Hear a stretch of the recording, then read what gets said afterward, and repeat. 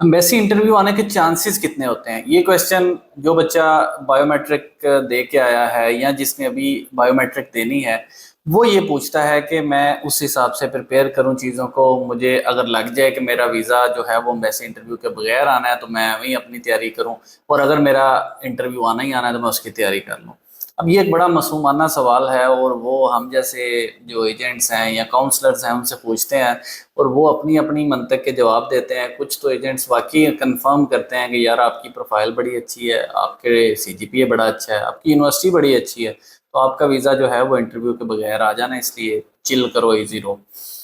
जो रियलिटी है अगर उसकी बारे में बात करें और जो करंट इंटरव्यूज आ रहे हैं उसकी वीज़ा रेशो को देखें तो एक चीज़ बड़ी क्लियर होती है कि अभी थोड़ी देर पहले मुझे एक स्टूडेंट का मैसेज भी आया था कि जी मेरी 7.5 आइल्स है और मेरा वीज़ा रिफ्यूज़ कर दिया गया, और सीजीपीए भी बड़ा अच्छा है, प्रोफेशनल एक्सपीरियंस है, यूनिवर्सिटी भी बहुत अच्छी है जिसके अभी वीज़ाज लग रहे हैं।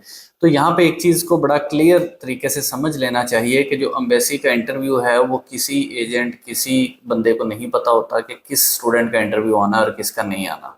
तुक्का लग सकता है, मैं भी कहता हूँ यार तुम्हारा भी नहीं आएगा, उसका नहीं आएगा, वो कहेगा यार बड़ी बात है इनको पता था। ऐसी कोई चीज़ नहीं होती। तो ये जब भी आप बायो करवा के आएँ और इन सिनेरियो में करंट डेज में आपको इंटरव्यू के लिए प्रिपेयर रहना चाहिए, क्योंकि 40 to 45% इंटरव्यूज आ रहे हैं। ये मैं उन रिपोर्ट्स की बुनियाद पे कहता हूँ, उन चीज़ों की बुनियाद पे कहता हूँ जिसमें नंबर ऑफ स्टूडेंट्स कांटेक्ट करते हैं और वो बताते हैं कि ये सिनेरियो चल रहा है, और वो चीज़ें उसी तरह की चल रही होती हैं।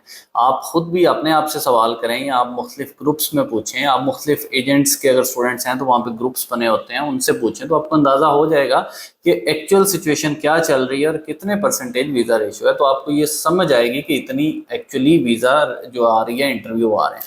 अब उसके बाद जो रिफ्यूज़ल आ रहे हैं वो आप ये समझ लें कि 25 से 30% वीज़ा रिफ्यूज़ल हैं। इंटरव्यू के बाद 10% 15% बच्चा इंटरव्यू के बाद पास हो रहा है। इट मीन्स कि इंटरव्यू के बाद पास होने वालों की जो तादाद है वो भी कम है। ये भी आपको बिल्कुल पता है, आप रिफ्यूज़ल्स लेटर पढ़ के देख लें मुख्तलिफ जगह से, अपने स्टूडेंट से, इधर उधर आपको नज़र आ जाएगी ये सारी चीज़ें।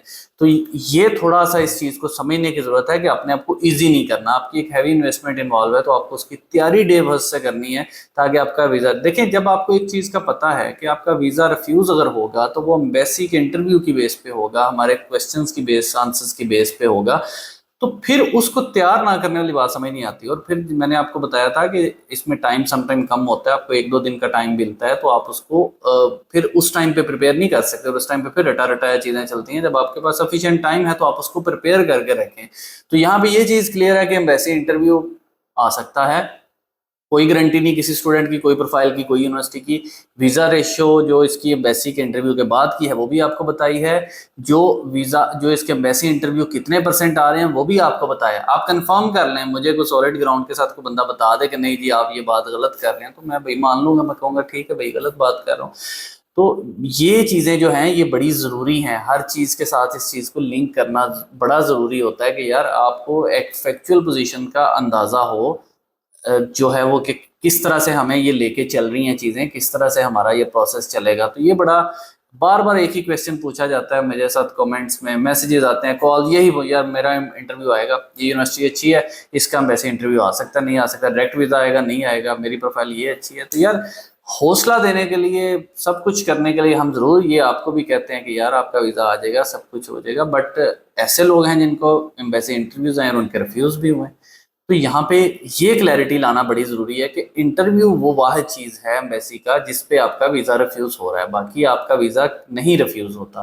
तो इसको प्रिपेयर करके रख लें। बाकी कुछ जगह पे आप ये देखेंगे कि स्टूडेंट्स के आंसर्स जो हैं बहुत सॉलिड हैं, विद रिसर्च है, फैक्ट्स एंड फिगर्स के साथ हैं और अप टू दी मार्क हैं वीज़ा, तो उसको हम ये कहते हैं कि यार आपकी लक है भैया, आपको वो वीज़ा ऑफिसर ने चीज़ों को कट डाउन कर दिया तो आप एडमिनिस्ट्रेटिव रिव्यू में चले जाएं। तो ऑप्शंस को अवेल करना चाहिए। अगर वो लगता है आपको कि मेरी ये सारी चीज़ें जो हैं वो गलत थी सही थी, तो ये क्लियर कर लें भाई। ये चीज़ बार बार हर मैसेज का यही जवाब देना पड़ता है कि इंटरव्यू आएगा या नहीं आएगा।